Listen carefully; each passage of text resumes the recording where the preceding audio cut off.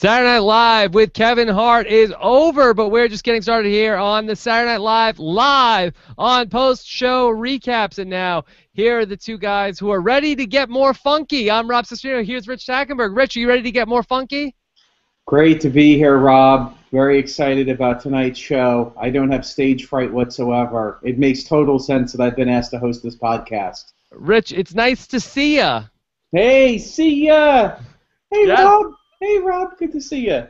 Yes, if you are listening to the audio version of this podcast, Rich had like a doily on his head. What was that? A washcloth? Yeah, a little black washcloth to celebrate Sia's show on SNL. All right, so we've got a lot to talk about here as SNL returns from the winter hiatus, supposedly, and we have Kevin Hart hosting, musical guest Sia, and Rich, ready to get back into this? First show 2015? Like they say at a funeral, it's great to see you, Rob. I wish it was under better circumstances. Yeah. I didn't think it was a great night for SNL, but certainly some laughs along the way. Yeah, definitely some fun, especially top third of the show. Definitely some fun stuff to talk about, so I'm excited to jump in and do it. Yeah, and I feel like this is a thing also when SNL has a couple episodes in a row. The first one is usually the roughest of the episodes after they come back from a break. Yeah, and this is the longest break of the year, so it's not entirely surprising. And as much as I think Kevin Hart's a funny stand-up comedian, I didn't love him the last time he hosted. I mean, he's giving 110%. You cannot knock the guy for the energy and the effort that he put into the show last night. But I don't know if it necessarily worked for me. So, but we'll see. Rich, is it true you were off to see The Wedding Ringer after this? I can't wait. Well, I wanted to spend $50 to be able to see it in my home day and date release because it's just too funny to see it in a room with other people talking over the movie. Yeah. All right, so we've got a lot to talk about. Let's get to the first sketch here. Also somewhat movie-related. We had Pete Davidson talking with Martin Luther King Jr. Keenan is Martin Luther King Jr. Pete Davidson's writing a book report, and Martin Luther King is talking about a number of topical issues. So this was sort of fun. This, as many of us will remember, we saw Keenan play Martin Luther King 2 years ago in the cold open back from the break when Obama had just been inaugurated for his second term, and Martin Luther King visits him. We did a flip when they did that sketch 2 years ago, as much as Obama wanted to talk about issues at that time when Keenan played Martin Luther King, he wanted to talk about Beyonce's butt and Michelle Obama's bangs. So now we do a nice flip up and we get actually a real Martin Luther King and how we would sort of react to the world. So I thought this was, again, we kind of saw the sort of the structure of the sketch was very obvious, the game of the scene was very clear, and they had a nice kind of couple of good moments kind of hitting all the sort of standard beats. I don't know that we covered any new ground about, Martin Luther King Boulevard not always being the best street in a neighborhood, and other things about Martin Luther King Day not being totally observed. But I liked the energy of this, and I thought the writing was crisp enough, good energy for a cold open. So I wouldn't say I was necessarily laughing out loud, but I was smiling through the whole thing, which proved to be a valuable commodity more so than I would have thought at this point in the show. Yeah, and I kind of like Keenan's Martin Luther King Jr. I think he does a good job with it. One of Keenan's better impressions. Yeah, it's something you could almost call an impression, so I guess so, yeah. Yeah. The mountain is getting high, and that might be a phrase that we refer to a couple times talking about this episode. Yeah, the mountain kept getting higher and higher all night long. Yeah. And yeah. Pete Davidson definitely has good energy, and I really did like his energy for this. I mean, he was to choose someone to play this role. I think Pete Davidson did a nice job. Okay. All right. That's the cold open. Again, not really a laugh riot, but what are you going to do? Let's go to Rich, the credits. We thought maybe there could be after the break. Maybe we'll go back to the drawing board with Daryl Hammond. Oh, boy. Oh, boy. They're all in on this. I don't know what would have to happen for them to change the cold open at this point. Clearly, we are going to see this cold open through the end of the year. It's very disappointing. That mountain is getting higher. Getting higher and higher. All right, so let's talk about Kevin Hart. He's back here for a monologue talking about he doesn't like his house, a lot of dangerous animals. So where do you think Kevin Hart is living these days? I'm gonna say sort of in the canyons between the Hollywood and the Valley. That's where I'm pegging Kevin Hart these days. That sounds about right. You could see some dangerous wildlife over there, coyotes. Yeah, exactly. Nice little winding driveway to get to the Hart compound. Right, and no lights on that driveway. Exactly, exactly. All right, You so know, Kevin Hart's going to do stand-up, and pretty much exactly what we expect. What'd you think of the set that Kevin Hart did?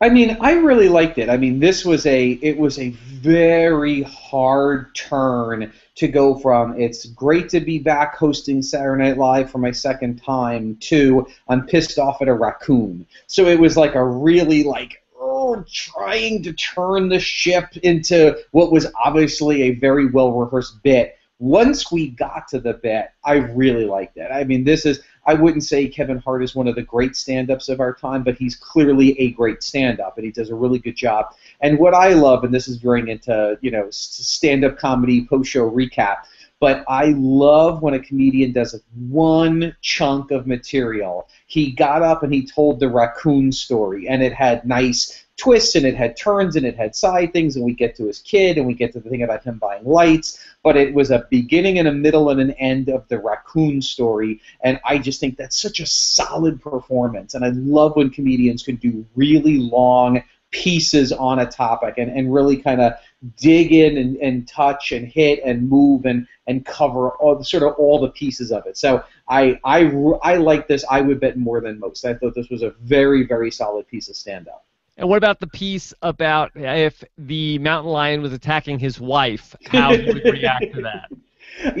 I loved the fearlessness that he had. I don't know that the actual explanation of why only having one shoulder was necessarily genius. I don't think that's what a Louis C.K. or a Chris Rock would bring to it, because it got a little shticky about what you could only do with one shoulder. But I loved the idea of it. I thought he did a very good sort of fearless job going there and kind of executing on it. Yeah, he doesn't know if he wants her back after the mountain lion takes a piece out of her. Exactly. Okay, some fun stuff. Kevin Hart, lots of leather shirts in this episode. That's his look, man. That's his look. I gotta get that look. He's baller. Yeah. All right, so then we go to the first of a couple of these pre-taped pieces that we're gonna do. Justin Bieber for Calvin Klein. Now, I'm sure that when the Justin Bieber Calvin Klein commercial came out, I don't even know if it aired on TV or just the internet, I'm sure the team at SNL had to be over the moon that they didn't have to shoehorn in Kate McKinnon's Justin Bieber parody into a sketch, that they actually had a legitimate reason for her to do Justin Bieber. I could watch this Justin Bieber impression, just 90 minutes of this. I just love it. I will say, because we're going to be fair, I don't know that this was my favorite, because so much of what makes her Justin Bieber impression great is the energy, and in a pre-tape piece, we don't get the same sense of energy and reacting off of the audience's energy. But that's nitpicky. My pee-pee's in there. Just killed me every time. It was very funny. Those were my favorite parts where they cut away and she did a line of dialogue. My pee-pee's in there. She talks about juice box. This underwear is making me tired. yeah. The lines were good. The sort of I have to say that the commercial wasn't cracking me up as far as the actual action parts of but those couple lines of dialogue, I thought really they killed it. Right, and I think that they did something nice. They had I'm blanking on everyone's name today. Cecily Strong doing turns out Lara Stone part, which I thought worked well in the actual commercial, which I watched online afterwards. It's just a model sitting there doing nothing. So they gave Cecily something to do with her kind of being weirded out by Justin Bieber. So overall, real funny. All right, Rich, let's talk about why'd you post that? So first off, I didn't know. Rob, did you watch the East Coast feed or did you watch the West Coast feed? I was watching the East Coast feed. So did you see the Kate McKinnon part where the picture did not come up? The major technical difficulties. I thought it was with Vanessa, right?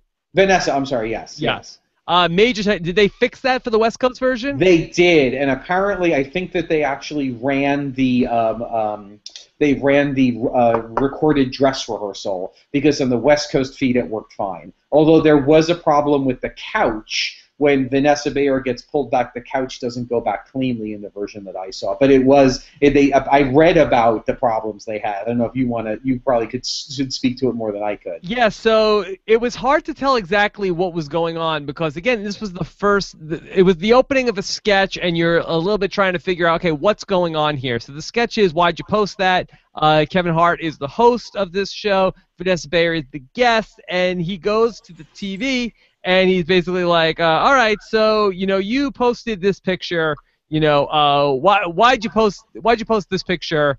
And the picture's not coming up. Nothing's coming up on the screen, and they're sort of like vamping for like a little bit, and she's like, well, it's good. Like she seemed like they both seemed pretty panicked, and eventually he's just like, all right, well, we don't need to see the picture. I'll tell you about it, and so they started to talk about it, and then finally it came up, and we got the picture. But I'm sure a very harrowing couple of minutes there for Kevin Hart and Vanessa. That's rough. That's very rough. And let me tell you, the sketch with no technical difficulties was still kind of a disappointment on every level. So I can only imagine how much harder it must have been if you had technical difficulties. Yeah. What did you make of this sketch, Rich?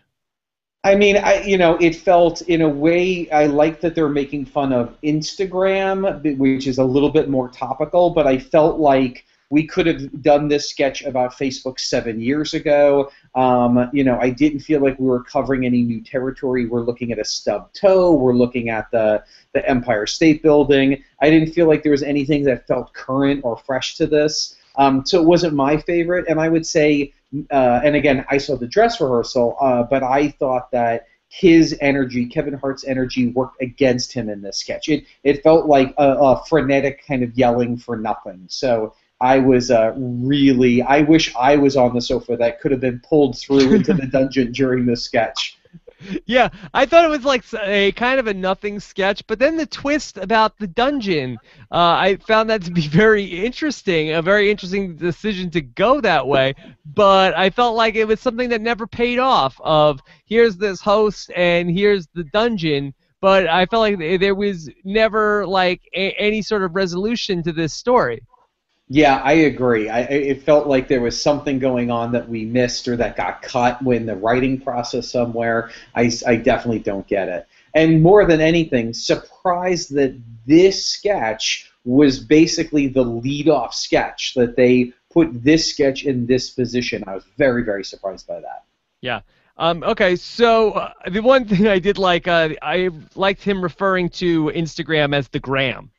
Yeah. I like that. Yeah. All right, so Rich, then we get to this another pre-taped piece, which is a bunch of guys hanging out in Bushwick, Brooklyn. Yeah, I thought, this I thought was probably one of the best pieces of the night. I don't even know that I would say it was perfect. It was funnier on second watching than first watching, but we're watching, these sort of stereotypical gangsta thugs on a corner in Bushwick, Brooklyn, talking about their lives and we see the gentrification of Brooklyn affect them. I like that, they're talking about, he's going to get the $8 artisanal mayonnaise, and they're talking about spin class. I thought the three guys did a very good job of this. I saw on Twitter, according to Matt Noz, who directed this, that this was the brainchild of Michael Che from Weekend Update fame. Apparently put this sketch together, or I don't know if he wrote the whole thing or it was just his baby. So I thought it was just a lot of fun kind of beats. I like that with everything going on, they really rail on Jay Pharoah for sending an Evite in 2015.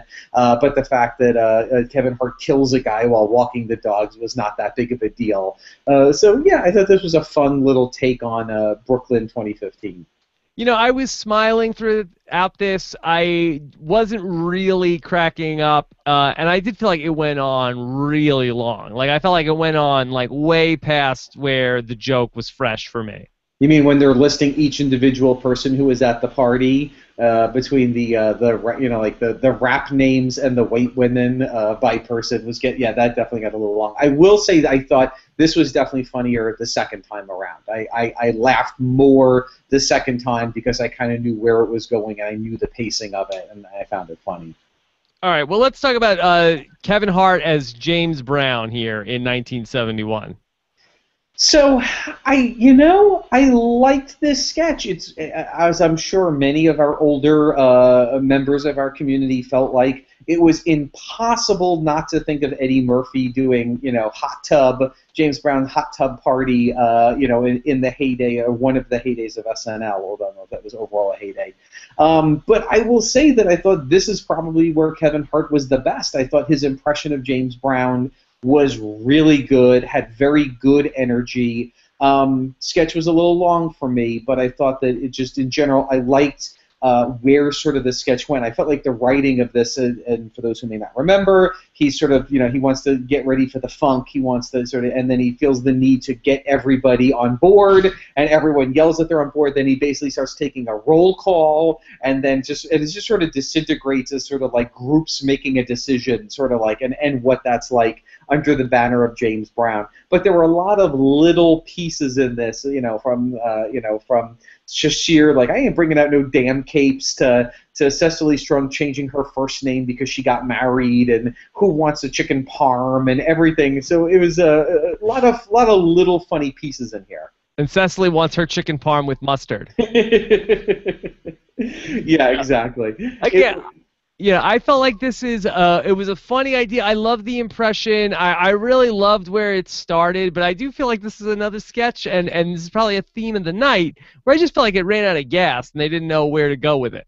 Yeah, and it almost felt like the button on this where I watched it a second time, and I still was a little, he's like, all right, you guys are going to do the vamp, and then I'm not going to sing, and then he sings, and he goes, oh, I screwed up. I think the whole audience was so confused that there was a noticeable silence, and then clearly the applause signs went on, because you have that artificial sudden applause at the end of a sketch when everyone was like, what?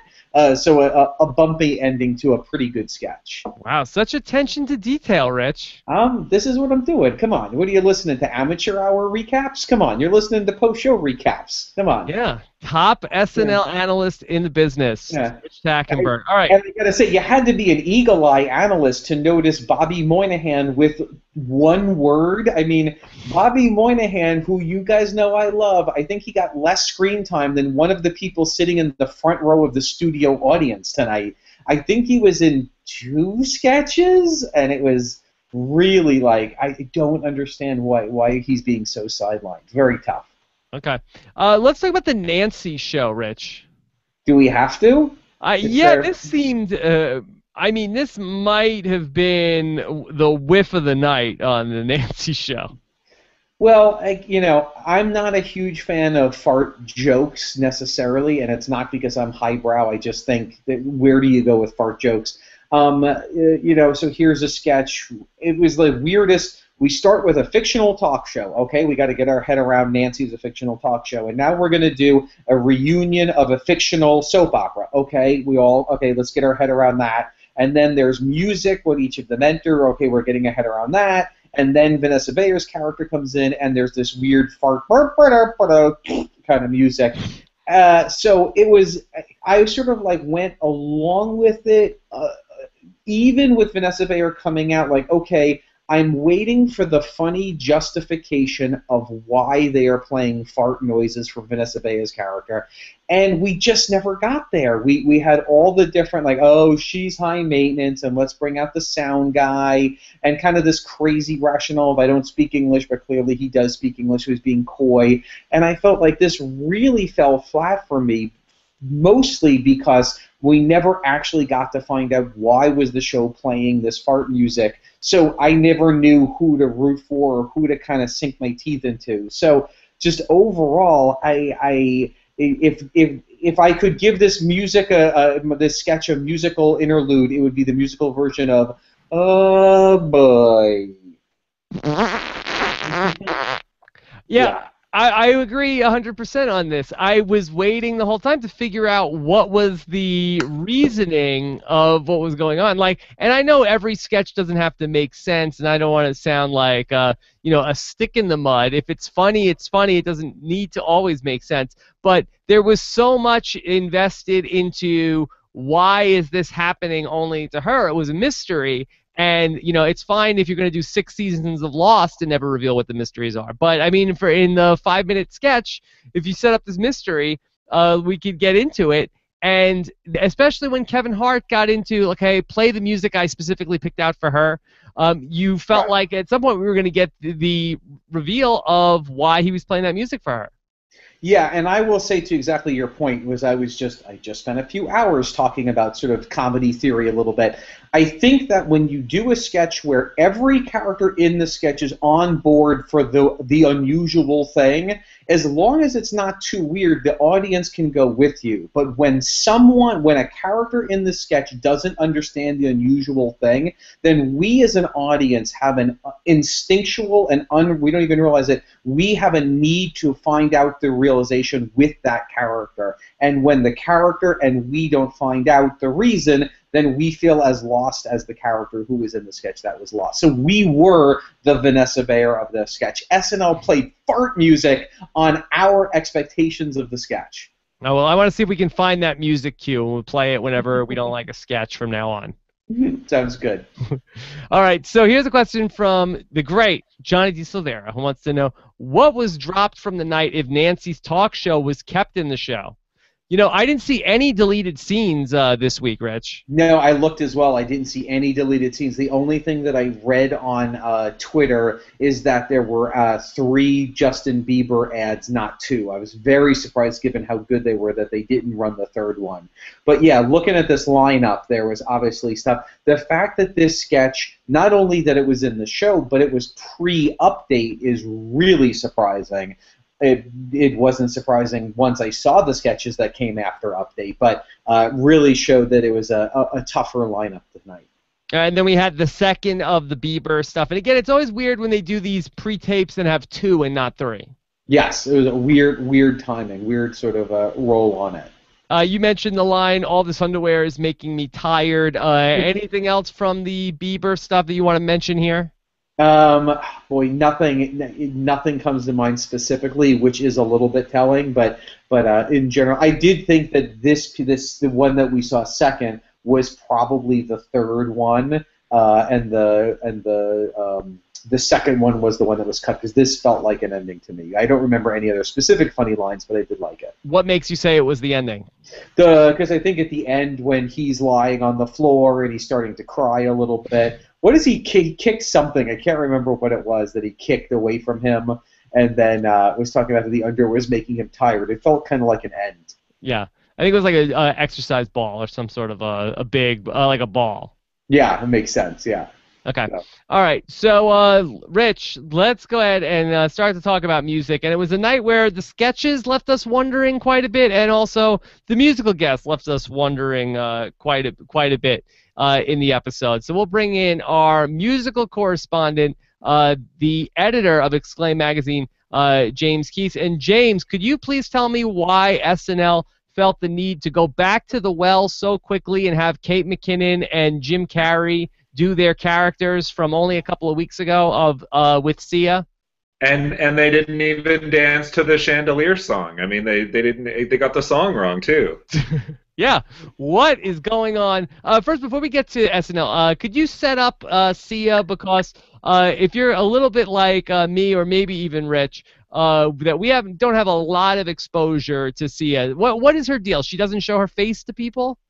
Well, the short answer for the performance things is stage fright.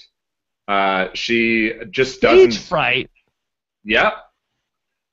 She appeared on the Seth Meyers show a few weeks ago and had Lena Dunham basically dance and lip sync on her behalf and was on a bed in the background. So this is more performance than I think she normally likes to give. The fact that she was facing forward for the second song, I think, is progress. Are you buying this, James?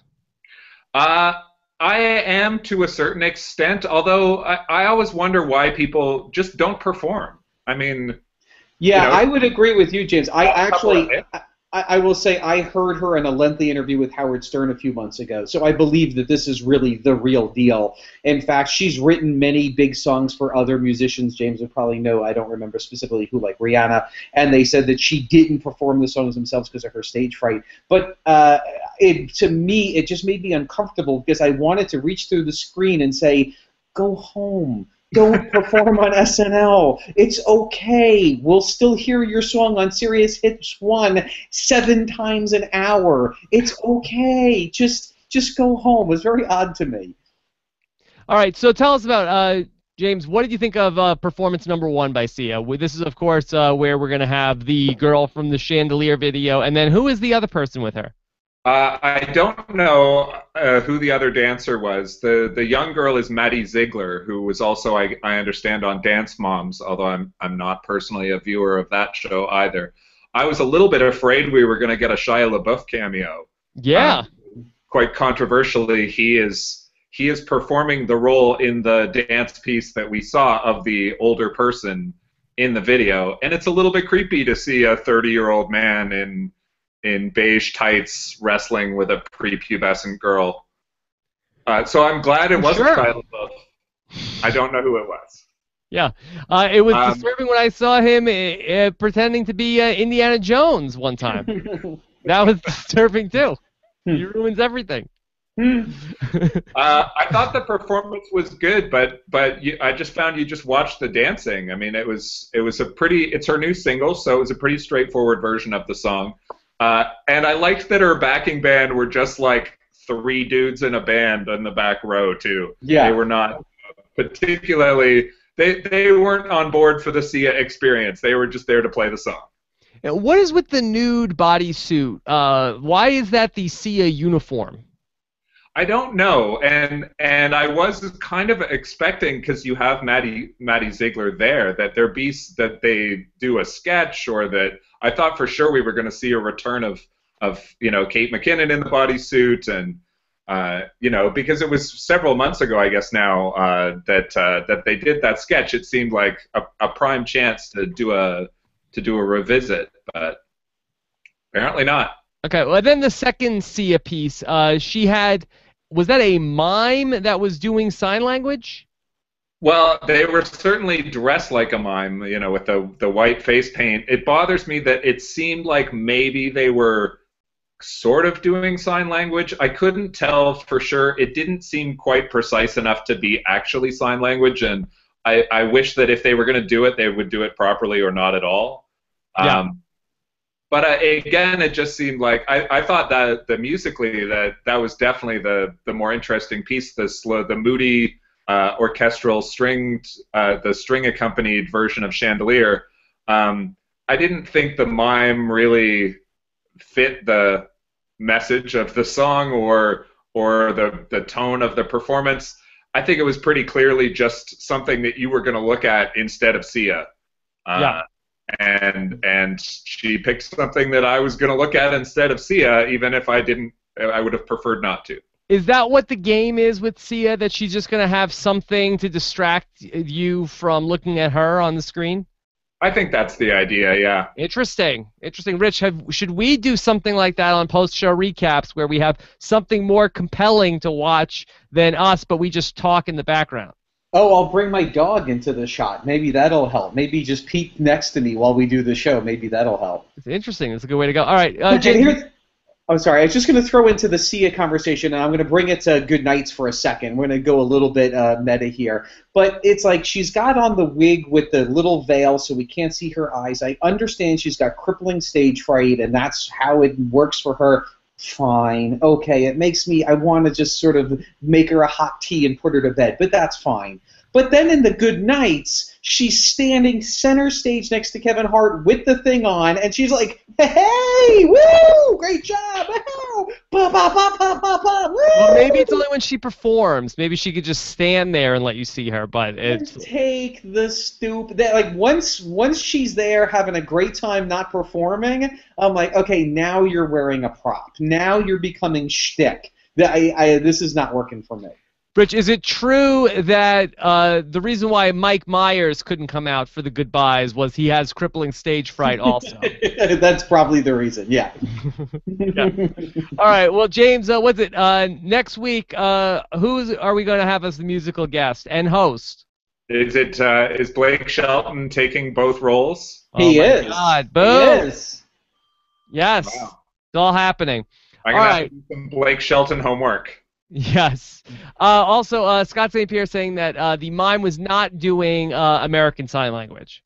Yeah, I think he was just sort of like, he just kept kind of doing the same thing over and over again. So, and I'm pretty sure, and this is a visual thing, I'm not expert at sign language, but I'm pretty sure the sign language symbol for one is this. And he wasn't doing this. So I think I broke the code on the fake mime guy. Wait, do you think it's like one of these things like the guy that signed up to be the sign language interpreter and Sia thought she was hiring a real sign language person and he was an imposter? Hey, she can't see what he's doing through the veil. She has no idea what's going on to her left. Yes. Yeah. All right. James, thank you so much. Of course, you can follow James on Twitter @ExclaimEditor. And also check out exclaim.ca. We launched a new version of our website over the holiday break, all fresh and pretty. James, is it true that the reason why you have such a long beard is because that you also have stage fright, and this helps obscure you to some degree, and then you feel better about speaking on the show? That is also true, and Rick Rubin is my spirit animal. All right. Great. All right, James, thank you so much. Thanks. I'll talk to you soon. All right. Take care. All right. Bye. All right. So there's James Keast, editor, Exclaim Magazine, and Rich. It's time to talk about Weekend Update. Nice. A good, very short update. Wasn't it surprising with everything else? There was a very short update this week. Yeah, short update. Only one person. I can't remember the last time we had only one person on Weekend Update. Yeah, very, very short. And even the amount of jokes were pretty short. There wasn't like a big long run in the middle or anything, or a Jost Che kind of interchange, pre-scripted kind of planned bit. Excuse me. But in general, I thought, again, not every joke landed, but I thought this had at least 5 very, very solid jokes, and our guest who we'll talk about I thought was very funny. So I definitely put this in the win column. What were the best jokes? I like when they're talking about how the Pope was talking about how you can't make a toy out of religion, and Michael Chase is something like, and then he put on his giant hat, grabbed his wand, and went back to his golden castle. Yeah. I thought that was very funny. I thought like that with the Duke was about that the Christian leaders were upset about something with the Muslims and the tower at Duke University. He's like, and yet they're totally cool that the Duke mascot is the devil. I thought that was very good. And then obviously the Idina Menzel joke about her singing the national anthem at the Super Bowl, and then she'll be singing her song "Let It Go" as a tribute to the NFL's domestic violence policy. That was definitely the joke of the week. I thought that was really great. Yeah. Also, I liked where they talked about the guy who had his penis cut off twice, and Michael Shea said that's why China's kicking our ass. Yeah, exactly. Yeah, that was really good. And I did like the thing about the Pharoah, which is the marijuana perfume, which is gonna make women want to have sex more, and it's by Phil Fosby or however they said it. Yeah. That's funny. All right, and they got 2 good Mitt Romney jokes. The run Mitt, which was the operating command to boot him up, was funny, and the fact that he's going to run again. In related news, Charlie Brown plans on kicking the football. All really solid stuff. All right, let's talk about Mrs. Santini, who lives in Collins Building.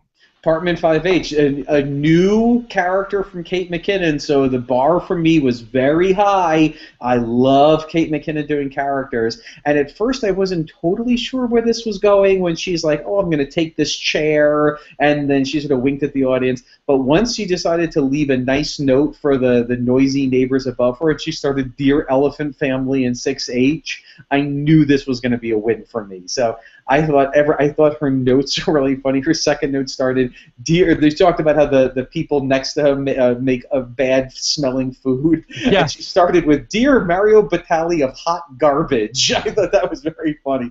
So the notes were really funny. The little side thing about her small business that she makes small animal skeletons. He goes, what do you make them out of? animals.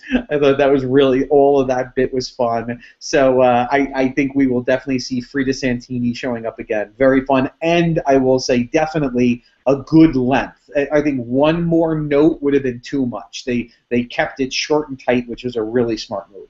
Yeah, is that a trap for SNL where, you're so trained, comedy, everything is in threes, we got to do three if we're going to have a guest, to have her only do two notes? You think that was the way to go? I think on this one it was, because it is a little Mad Libby, not as much as Anthony Crispino or Drunk Uncle, but it could be a little bit Mad Libby. Okay, what's the next note? So instead to do a little side game about her animal skeleton business instead of a third note felt just right to me. And then we go back, we do the hot garbage. I thought it was all really good. Yeah, I also liked that she said that, they had to upset her during her final days, and they asked her about it. No, my final days of Hulu Plus, the free trial. There's a great little button. It's really good. Yeah. That's great. All right, let's talk about the dragon, Rich. What was going on with the dragon? Or should I say, oh, boy. Oh, I was rooting for the dragon to kill them.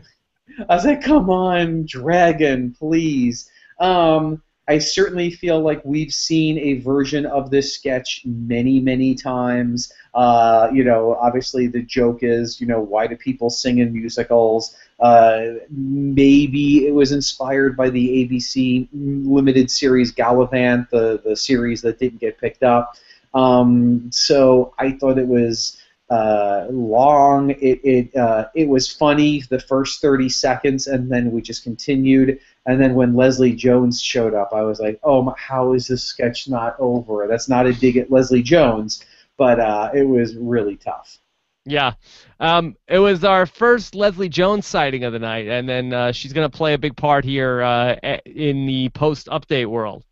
And a weird sort of off game in the writing of the sketch. The thing, I mean, you're doing a bit where other than Kevin Hart, everyone is breaking out into song and singing about this, and they're all good singers. And then Leslie Jones is sort of a little bit of a button, but she clearly couldn't sing. She sings better than I sing. I'm not saying that, but she's not a good singer. So it kind of was a very off-game move to have someone come out and sing badly. It kind of worked against the whole sketch. I feel like they just had someone come up with a line. Oh, you'll listen to her when she says it, and so they backed into, well, we only, I guess it needs to be Leslie Jones playing that part, but it really didn't work for me.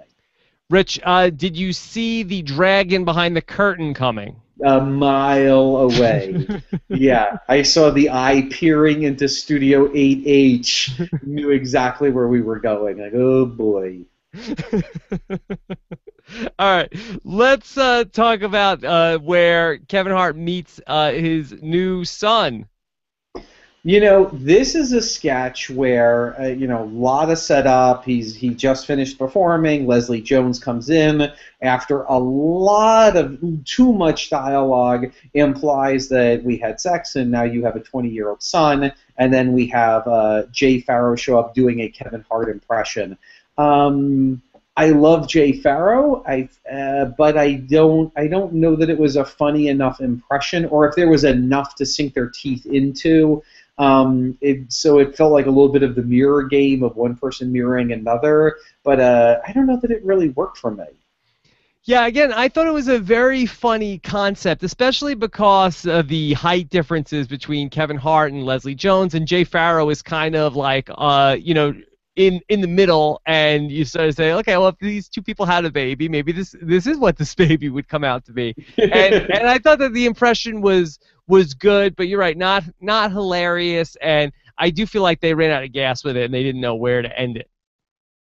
Well, and I also felt like Kevin Hart had to start altering his natural cadence and demeanor to match the impression that Jay Pharoah was doing. So as opposed to it being an uncanny, eerie echo, it was almost them sort of meeting in the middle a little bit. And I don't think it's because he does a bad impression. It's just there wasn't enough to sort of sink their teeth into. Yeah.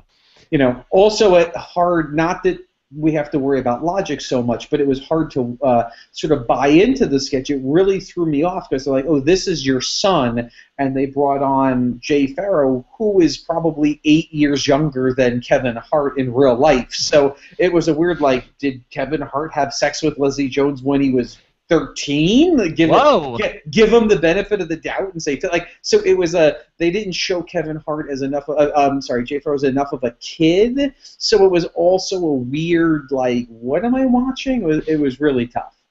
All right, then the final live sketch of the night is the listening party. Listening to this sketch was no party, Rob. I hate to be like that, but this was a weird. I mean, I thought we were gonna do. I always blank. I wish Mark C was in the chat room. He'd remember. What's the name of the rapper that Andy Samberg used to do? Mr. Chocolate Thunder Hurricane. Yeah, or something. I want to think was Vanilla in the title? It could have been. I can't. Anyway, it doesn't matter. I almost thought that's where we were going at first, and I was very confused about it. And then it was like a very strange. Like, you always know you're in trouble when even setting up the premise before you get to the joke is so bumpy that it's like, oh, thanks for coming over. I've recorded my new album, but actually I haven't recorded it. I only recorded the background track. I'm now going to sing it live and lay it down live while you guys stand here and watch me. So before we even got to the joke, I was like, ooh, this is a tough. Someone tried to fit a square peg in a round hole to get to this moment, and it's not going well. And then the jokes themselves were not unfunny, but really, really Chris Berger, Blizzard Man. Thank you, Chris. Thank you for Blizzard Man. Yeah. So I thought this sketch just went on forever. This was a tough one. Yeah, I thought it was a fun setup. I was in, and they're like, okay, we're gonna get secrets about everybody, and I felt like it was gonna sort of be like the Bobby Moynihan McDonald's sketch, where we're gonna start like getting like rapid fire, and I feel like the only one that kind of hit was the Beck Bennett thing, where and really the Beck Bennett thing was that he has herpes and he covers it with lipstick, and then when they cut to him and he is actually wearing lipstick, I did think that was funny. I felt like Bobby Moynihan doesn't pay his taxes was like no big deal. Right. And was it Leslie and Keenan? They killed a guy and it's a Weekend at Bernie's situation. Well, I think Keenan was the Bernie character. I think it was Leslie and Taron Killam, if I remember correctly. Yeah, it was I like the phrase "a Weekend at Bernie's situation." So that I thought that it was fun, but I just felt like the stuff that were the big secrets was not strong enough. I agree. It was tough getting there, and then it wasn't enough fun, and it didn't make enough sense. And again, I almost think Kevin Hart's energy, bless him. I mean, to just put that much energy in when you're bombing in front of a live audience, and this did not go well in front of the audience. I mean, he is a pro at every level, but his energy, I think, again, worked against him. You could feel, I don't want to say the flop sweat because that's not fair, but you could just feel the energy that didn't match the audience's energy really, really hard. Yeah, I thought that he really did, work his butt off, especially in this sketch. Yeah. Okay. All right. So that's the end of the sketches, Rich. But then it's the goodbyes.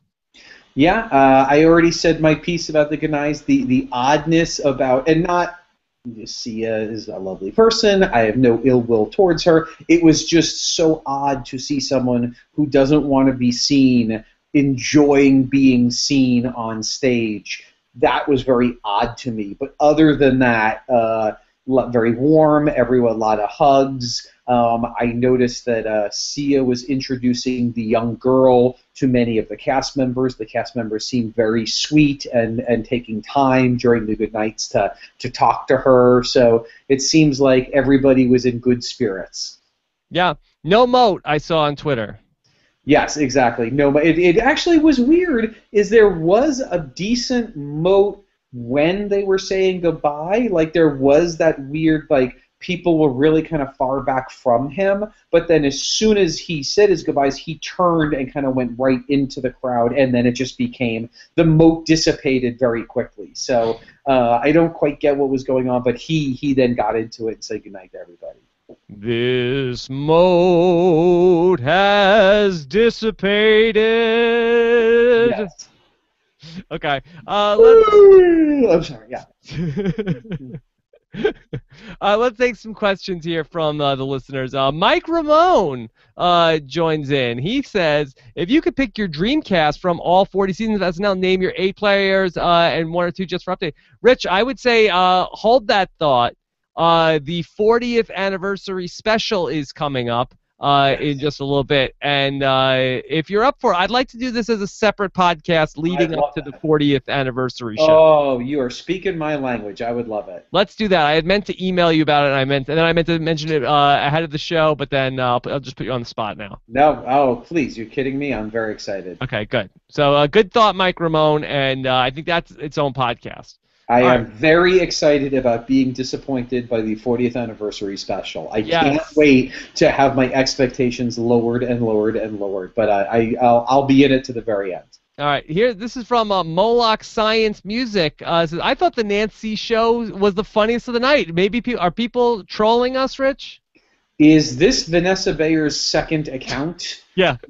That's the only thing it might be sure. You're going to the dungeon. You're going to the dungeon if you thought that was the best sketch of the night. All right. Yeah. Okay, so Johnny D. Silvera, he says, did anyone think the Christmas break would give Hammond more energy? That's what I thought. Yeah, did you think that Daryl Hammond was going to rest up?